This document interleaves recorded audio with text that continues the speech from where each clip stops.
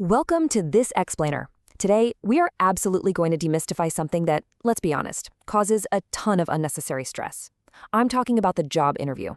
Whether you're just stepping out into the workforce for the first time or you're a seasoned pro looking to sharpen your edge, interviews can feel pretty daunting. But guess what? They really don't have to be. We're going to break down this whole process, from the initial prep to the final follow-up, and turn all that anxiety into a confident, totally actionable strategy. Okay, let's take a quick look at our roadmap. We've got 6 key areas to hit today: the stakes, Phase 1, the prep, Phase 2, first impressions, Phase 3, the hot seat, Phase 4, flipping the script, and finally, Phase 5, the follow-up. All right, let's dive right in. Starting us off with Section 1, the stakes, lowering the pressure. So, look, it is completely natural to feel those nerve-wracking butterflies right before you walk into an interview room. We all get them. But understanding the true, fundamental purpose of this meeting, it changes the game entirely. Think about it for a second. What is the main purpose of a job interview? Is it just to see if you know absolutely everything there is to know about the company, to test your memory, maybe to meet the other applicants? Well, here is the actual reality.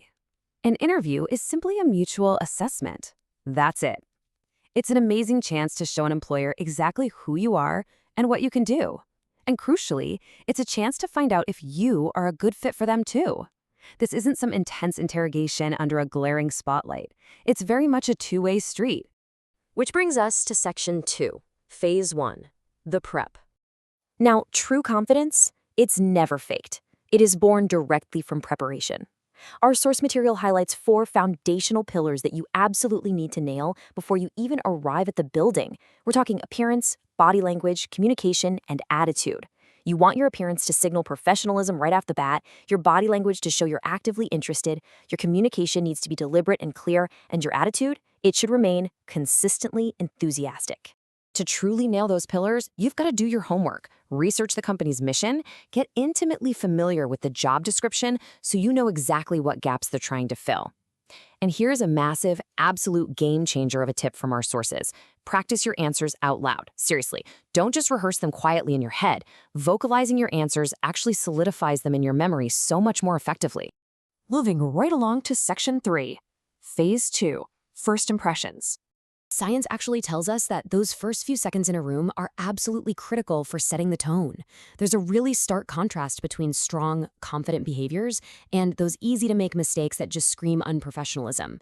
Things like arriving 10 minutes early and sitting up straight, those project instant confidence. On the flip side, showing up in pajamas or chewing gum are pretty obvious missteps, right?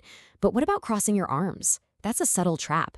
It might feel comfortable to you, but to an interviewer, it unconsciously signals that you're closed off, defensive, or just plain nervous. All right, Section 4, Phase 3, the hot seat. Okay, so you're in the room. You've made a stellar first impression. Now it's time for the actual questions. I know, this is usually where the anxiety peaks. But here's a very comforting truth. Employers really aren't trying to trick you.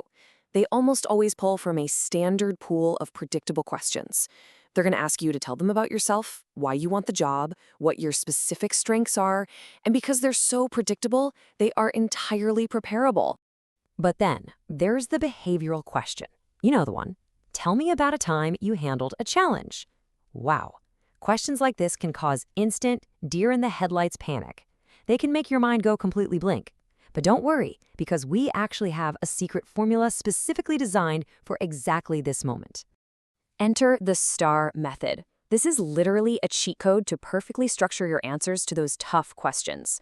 Instead of rambling, you just break your story down into 4 simple parts. S, situation. Just briefly set the scene. T, task. Explain the goal or the problem you faced. A, action. Detail the specific steps you took. And finally, R, result. Share the positive outcome. The STAR method ensures your answer is concise, it's impactful, and it perfectly proves your problem-solving skills.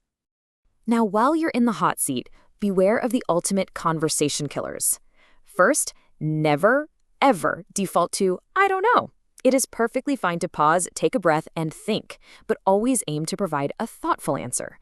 Second, and honestly, this is massive, never speak negatively about past jobs, teachers, or bosses. Even if it's true, it instantly makes you look difficult to work with. Keep that attitude strictly positive. Here we are at Section 5, Phase 4, Flipping the Script. You've survived the hard questions, the interview is winding down, and right at the end, the dynamic suddenly shifts. You get to take the wheel. The hiring manager is inevitably going to drop this line. Do you have any questions for us? Now, your brain might be screaming to just say no so you can finally leave. Do not do that. Here is the golden rule you need to remember. Never say no.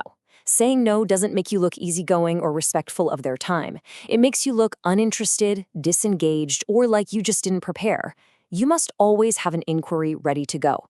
This is literally your final opportunity to prove that you are deeply curious and that you've done your homework. So, what do you ask? Well, you want to ask strategic questions that really make you stand out. Things like, what does a typical day look like here? Or, what are the biggest challenges someone in this position faces? On the flip side, avoid questions that prove you totally skipped your research, like, so what does this company do? Yeah, definitely skip that one.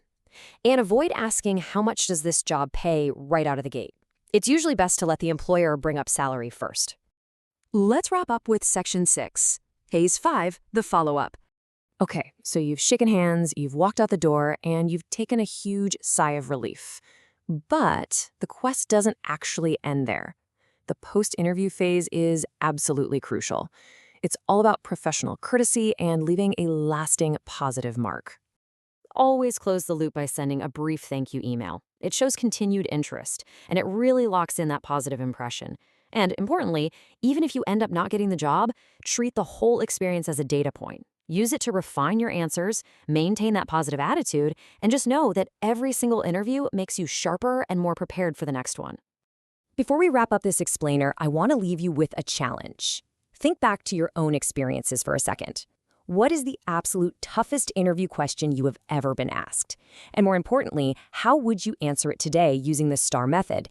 Take that thought, practice it out loud tonight, and walk into your next interview with total confidence. Thanks so much for joining me, and good luck out there.